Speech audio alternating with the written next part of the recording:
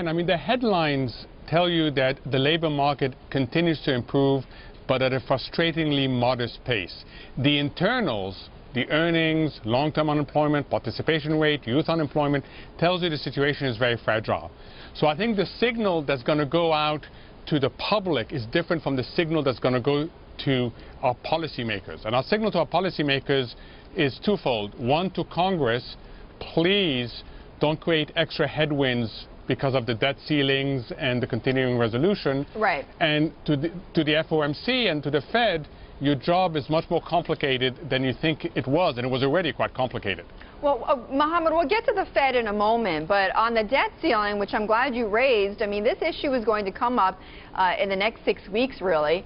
How damaging do you expect this could be if we see a prolonged debate over the debt ceiling, which we had experienced already before? How damaging could that be to the economy, or perhaps not?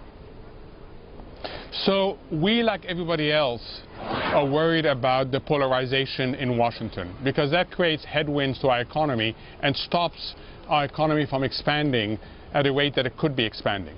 We hope that Congress learned from the debacle in 2011 and that it will not put itself back in this minefield. There's no reason why it should get back into this minefield.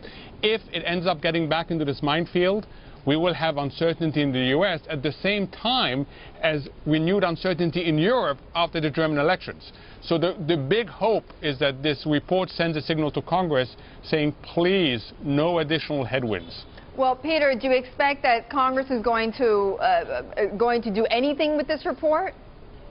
I think they're going to fight over how strong or weak the economy is, like they've been doing for the last couple of years.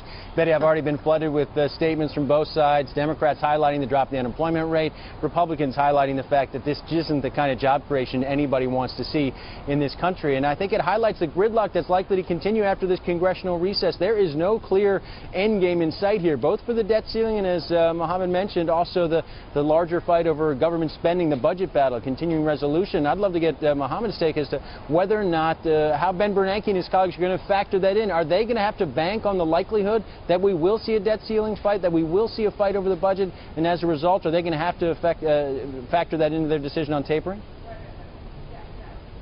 So, Peter, I think that they have to factor in the fact that the downside risks exist, both internal and external.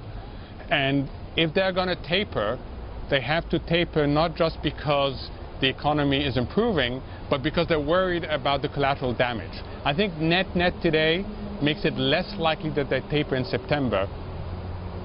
Less likely. Okay, so what would push them over the edge to really delay this? Weaker data between now and September, and then a reassessment of the cost and risks, as Mr. Bernanke puts it.